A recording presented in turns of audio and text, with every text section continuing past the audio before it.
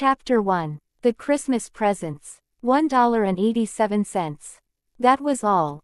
Every day, when she went to the shops, she spent very little money. She bought the cheapest meat, the cheapest vegetables, and when she was tired, she still walked round and round the shops to find the cheapest food. She saved every cent possible. Delia counted the money again. There was no mistake. $1.87. That was all. And the next day was Christmas. She couldn't do anything about it. She could only sit down and cry. So she sat there, in the poor little room, and she cried. Delia lived in this poor little room, in New York, with her husband, James Dillingham Young. They also had a bedroom, and a kitchen and a bathroom, all poor little rooms. James Dillingham Young was lucky, because he had a job, but it was not a good job. These rooms took most of his money. Delia tried to find work, but times were bad, and there was no work for her. But when Mr. James Dillingham Young came home to his rooms, Mrs. James Dillingham Young called him, Jim, and put her arms round him. And that was good. Delia stopped crying and she washed her face.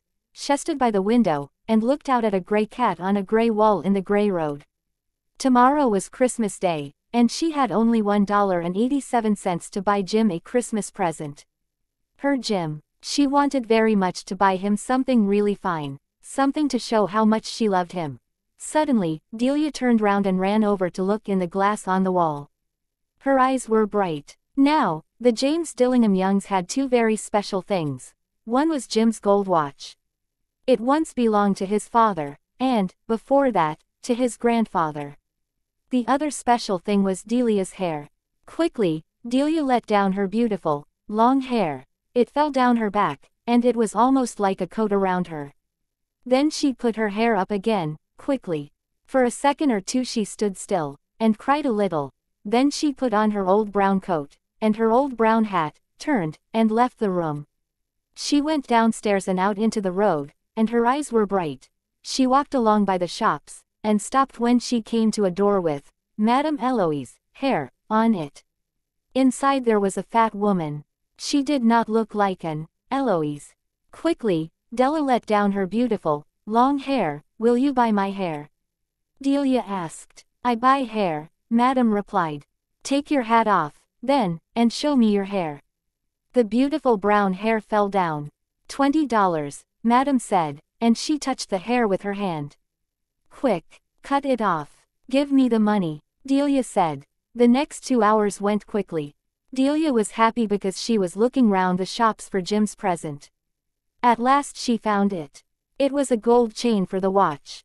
Jim loved his watch, but it had no chain. When Delia saw this gold chain, she knew immediately that it was right for Jim. She must have it. The shop took $21 from her for it, and she hurried home with the 87 cents. When she arrived there, she looked at her very short hair in the glass. What can I do with it? She thought. For the next half an hour she was very busy. Then she looked again in the glass.